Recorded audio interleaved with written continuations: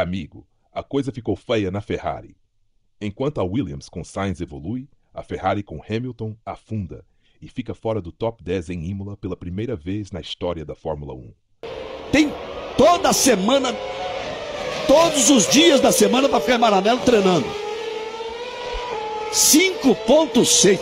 É uma incompetência. A pior da corrida. É uma incompetência.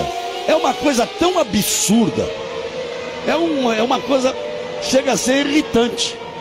Porque é de uma incompetência brutal. A expectativa era grande.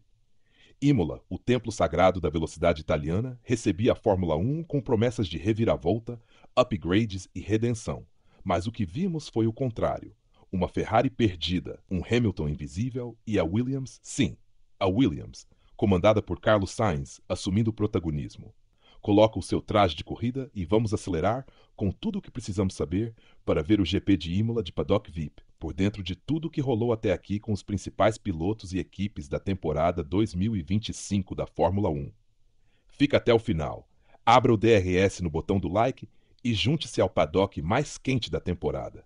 Acho que fizemos um ótimo progresso neste fim de semana, mas não se reflete nos resultados. Por isso estou, completamente arrasado por termos sido eliminados. O carro, sinto que fizemos todas as mudanças certas. Por algum motivo, não conseguimos ativar o pneu no final e acho que foi o mesmo para o Charles. Então, temos que investigar isso. Torna a corrida bem mais difícil para a gente, mas vamos continuar pressionando. E foi sob um céu instável que os motores rugiram pela primeira vez no fim de semana mais simbólico da temporada. Os treinos livres deram o tom de que algo fora do script poderia acontecer. Red Bull inquieta com seus novos pacotes aerodinâmicos, McLaren afiando o equilíbrio e a Mercedes buscando migalhas de desempenho entre uma atualização e outra. Mas nenhuma equipe parecia tão fora de sintonia quanto a Ferrari. Hamilton reclamava do freio. Leclerc dizia que o carro não respondia. O time do cavalo rampante jogando em casa parecia desorientado. Enquanto isso, Max Verstappen cometia pequenos erros, nervoso, incômodo. O carro não fazia o que ele queria. Mas ainda assim, girava voltas rápidas, mostrando que a Red Bull, mesmo em crise, ainda assusta. E a McLaren? Brilhante. Piastri e Norris com tempos competitivos e consistentes. A Alpine, discreta. Mas a Williams parecia outra equipe. Sainz, com um carro equilibrado, fez questão de provar que ainda tinha muito a entregar à Fórmula 1. Aparentemente longe da Ferrari, ele está mais leve e mais rápido. Mas antes que as luzes da classificação acendessem de vez, algo já chamava a atenção. Tensão. Era como se todos soubessem que Imola não perdoa erros. Mal o cronômetro do Q1 começou a girar e o caos já deu o ar da graça. A pista fria de Imola não perdoava. Enquanto alguns carros hesitavam em sair dos boxes, Albon surpreendia e cravava uma boa volta logo de cara, com Alonso e Hamilton vindo logo atrás, todos separados por milésimos. Mas o cenário mudaria rápido demais. Max Verstappen entra na pista e comete pequenos deslizes em sua primeira tentativa. O carro parecia instável, inquieto e não demorou até o inesperado acontecer. Yuki Tsunoda perde o controle da Red Bull satélite e bate feio. A pancada é forte, o carro quase capota, bandeira vermelha. O silêncio toma conta de Imola. Tsunoda atordoado sai caminhando sozinho do carro destruído. As imagens chocam. A torcida prende o fôlego. Era o primeiro aviso de que o sábado não seria um dia comum. Após a limpeza da pista e reparos na barreira, os carros se amontoam na saída do pit lane, prontos para recuperar o tempo perdido. A tensão é visível. E no meio desse caos controlado, uma notificação. Franco Colapinto está sob investigação por ter infringido o protocolo de saída dos boxes. Um erro de principiante ou a pressão falando mais alto. Enquanto isso, Max Verstappen mostra sua força e coloca mais de 3 décimos de vantagem no cronômetro. 1 minuto, 17 segundos e 950 milésimos. Um tempo forte, mas a pista ainda tinha surpresas reservadas. Lá no fundo da tabela, Gabriel Bortoleto luta para manter-se vivo. Consegue um tempo modesto, suficiente para a 15ª posição na risca do corte. Um alívio temporário, pois Imola ainda tinha mais drama para entregar. E veio. Faltando pouco para o fim do Q1, Franco Colapinto também bate. Forte. Outra bandeira vermelha, outro susto. Mas novamente o piloto sai ileso, e no apagar das luzes, uma reviravolta. Oliver Behrman faz uma volta voadora e elimina Bortoleto do Q2, mas sua volta é cancelada. E assim o brasileiro está dentro, por um triz. Verstappen fecha na frente, seguido por Piastri e Alonso. Os primeiros eliminados? Lawson, Hülkenberg, Behrmann, Tsunoda e o próprio Colapinto. Imola estava apenas começando e já deixava corpos no caminho. Com o sinal verde liberando o Q2, o clima nos boxes era de urgência. 15 minutos no relógio. Todos sabiam, qualquer vacilo, qualquer acidente, e o tempo iria escorrer pelas mãos como areia. Bortoleto foi o primeiro a deixar os boxes, abrindo a volta com o que tinha de melhor no carro limitado da Sauber. Sua pilotagem era precisa, mas o cronômetro não perdoava. Piastri crava o primeiro tempo forte, Norris logo atrás, Verstappen vem na sequência. Os três formavam um novo topo da tabela, enquanto lá embaixo Gabriel Bortoleto, Lance Stroll, Pierre Gasly, Alex Albon e o próprio Colapinto apareciam na zona de eliminação. Mas algo chamava mais atenção do que os tempos, o silêncio da Ferrari. Leclerc, discreto. Hamilton, irreconhecível. Os dois pareciam andar sobre cacos. Nada do que tentavam funcionava. O carro não respondia. O acerto parecia perdido. E o pior, estavam sendo engolidos por carros que, no papel, deveriam estar atrás. De repente, uma sombra. O tempo vai ficando escasso e todos retornam para os boxes. Era a última chance de reagir. 3 minutos. Um por um, os carros retornam à pista. Gabriel Bortoleto arrisca tudo o que tem. Seu carro não nasceu para o Q3, mas ele entrega uma volta limpa, corajosa e sobe algumas posições. O suficiente para não sair humilhado. Já o argentino Colapinto, ainda em recuperação da batida, nem sequer volta à pista. E aí vem o baque. Carlos Sainz crava uma volta espetacular, sobe direto para a liderança. Uma resposta clara àqueles que duvidavam de sua saída da Ferrari. Piastri fecha em segundo, Norris em terceiro. Mas o que chocou foi o que veio a seguir. Leclerc eliminado. Hamilton eliminado. Imola, casa da Ferrari, assistia ao próprio time ser derrubado na frente da torcida. Na arquibancada, o silêncio era absoluto. No rádio, Hamilton soltava. O carro simplesmente não responde. Não tenho como acompanhar os da frente. E Leclerc, abatido, apenas cumprimentava o engenheiro. Não havia o que dizer. Eliminados do Q2, Charles Leclerc, Lewis Hamilton, Kim Antonelli, Gabriel Bortoleto e Franco Colapinto. E nesse momento, a internet explodiu. Ferrari ouve Hamilton e afunda junto. O Q3 começava com uma mistura de adrenalina e apreensão. 12 minutos no cronômetro, 10 pilotos, um único objetivo, a pole position em uma das pistas mais traiçoeiras do calendário. Todos os carros partiram quase juntos. A pista estava em boas condições, mas a tensão era palpável. Verstappen foi o primeiro a mostrar as garras, abrindo uma volta agressiva, porém controlada. Piastri veio logo atrás com Norris colado, e os tempos começaram a cair. Na primeira tentativa, Verstappen fecha uma volta fortíssima. 1 minuto, 17 segundos e 320 milésimos. Piastri, por apenas algumas frações, fica atrás. Norris aparece logo depois, seu consistente se posiciona no top 3. A batalha estava se formando, mas ninguém comemorava cedo. Era só a primeira metade. Todos recolhem aos boxes. Ajustes finos, última troca de pneus. Silêncio nos rádios. 3 minutos restantes. E então, o ataque final. Os carros voltam à pista como se fosse uma corrida de suas vidas. Cada metro, cada freada, cada curva contava. Verstappen crava uma volta praticamente impecável. Mas Piastri vinha voando.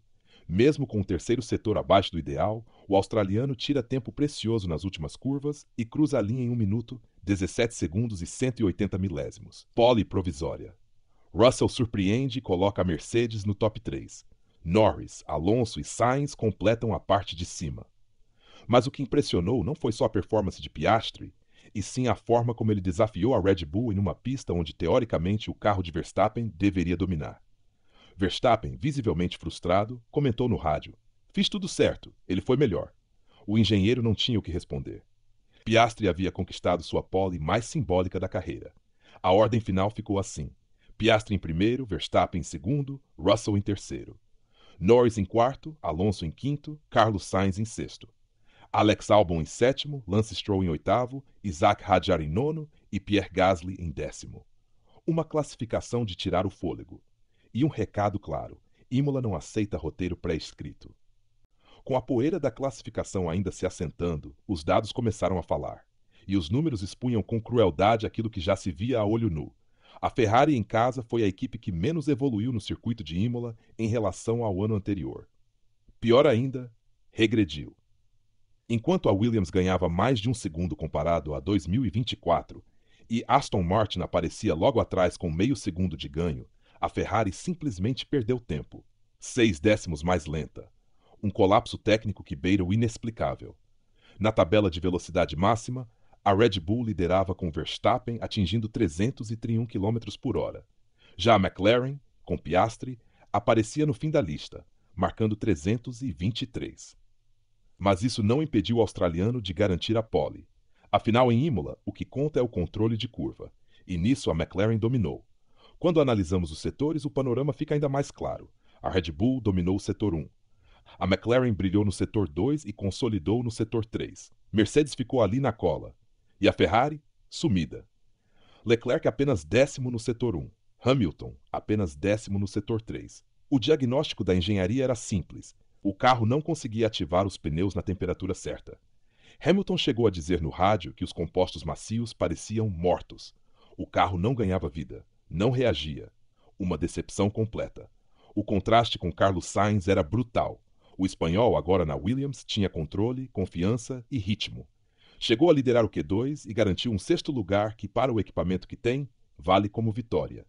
E os gritos nas arquibancadas não deixaram dúvidas. A torcida italiana se manifestava. Sainz merecia ter ficado. E nesse ponto a narrativa muda. Já não era mais sobre desempenho, era sobre orgulho. A Ferrari com Hamilton e Leclerc decepcionava, enquanto Sainz, dispensado, mostrava que o erro pode ter vindo de dentro.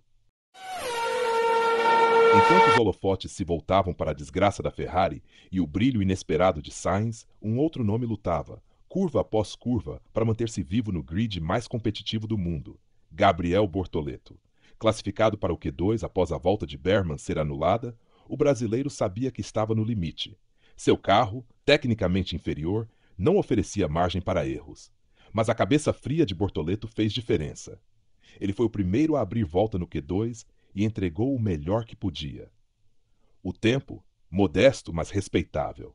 A 14ª colocação deixava à frente de nomes como Colapinto e até Antonelli, nomes com estrutura maior, mas que não conseguiram encaixar boas voltas. Mas apesar do esforço, era visível o quanto Gabriel tinha que lutar contra o próprio equipamento. Nas retas era ultrapassado com facilidade.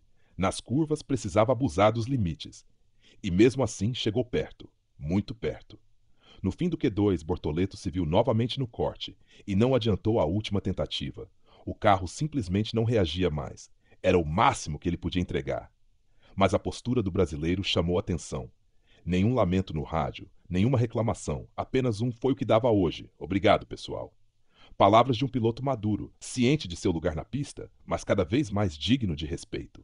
Nas redes sociais o público reagiu. Comentários como "esse menino vai longe" e "dá um carro para ele" se espalharam rapidamente. Afinal, não é todo dia que um novato coloca um carro de fundo de grid no Q2 e ainda faz frente a veteranos. Bortoleto pode não ter chegado ao Q3, mas saiu de Imola com a cabeça erguida, e com algo talvez mais importante que uma boa posição: credibilidade. Bom resultado hoje, eu acho que a gente conseguiu tirar bastante proveito do carro, tiramos acho que bem perto do limite, tanto que no Q2 eu nem consegui melhorar tanto a minha volta do Q1, porque a volta já tinha sido acho que bem positiva. Agora, aqueles momentos de tensão foram intensos ali no carro, a gente ficou um tempão esperando. A sessão foi bem conturbada, né? Tiveram acho que 2 ou 3 batidas, com essa indecisão também dos comissários com essa questão do tempo. Mas, bom tá de volta no Q2, depois de Miami de novo. Eu estou feliz com o resultado de hoje, com o carro que a gente teve. Agora continuar trabalhando e continuar nessa evolução que a gente está tendo de etapa por etapa e continuar para cima. Valeu, Gabriel. Se a pole de Piastri já tinha causado impacto, os dados pós-classificação apenas confirmaram o que todos começaram a perceber. A McLaren não veio para brincar. O carro papaya mostrou-se equilibrado, eficiente e principalmente constante. Mesmo com velocidade final inferior, compensava nas curvas e em setores onde o controle e a tração fazem toda a diferença. O delta entre Verstappen e Piastri foi pequeno. Mas na Fórmula 1 moderna, poucos milésimos podem custar uma vitória. E o que chamou a atenção nos gráficos comparativos foi a forma como Piastri se manteve colado em Max durante quase toda a volta. E mesmo sendo atrapalhado no terceiro setor, ainda assim cravou a pole. Um recado silencioso, mas barulhento o suficiente para fazer a Red Bull repensar sua confiança. Enquanto isso, Lando Norris aparecia com desempenho inferior ao companheiro. Seu ritmo caiu após o primeiro setor. Um dado curioso, já que até então Norris vinha sendo o piloto mais consistente da McLaren. Talvez Piastri esteja entrando de vez na disputa de frente. Do outro lado, a Mercedes mostrou evolução. Russell colocou o carro na terceira posição, muito próximo da pole. A equipe alemã parece ter encontrado um caminho mais sólido para seus acertos, focando na eficiência aerodinâmica e no uso inteligente da energia nos setores de reaceleração. Não é ainda o carro para vencer corridas, mas está perigosamente próximo. E a Red Bull? Max Verstappen foi claro. Fiz uma boa volta, mas o carro ainda não está no ponto. Estamos no limite. A equipe austríaca precisa ajustar o novo pacote aerodinâmico, que mostrou instabilidade em curvas de alta e exigiu mais do que o esperado dos pneus. O aviso está dado. O domínio absoluto de outros anos não se repetirá com facilidade. No paddock, o clima é de reavaliação. A temporada está aberta. Imola revelou forças que muitos subestimaram, e a corrida promete ser uma guerra de nervos, pneus e decisões em milissegundos. A corrida vai pegar fogo, e o que vem aí pode mudar tudo. O sábado em Imola deixou marcas, feridas abertas, respostas inesperadas e um silêncio ensurdecedor dentro da garagem da Ferrari. Não era só mais uma classificação, foi um manifesto. Uma virada de página para alguns e o começo do fim para outros. Carlos Sainz deixou Maranello e brilhou justamente diante da torcida que costumava gritar seu nome.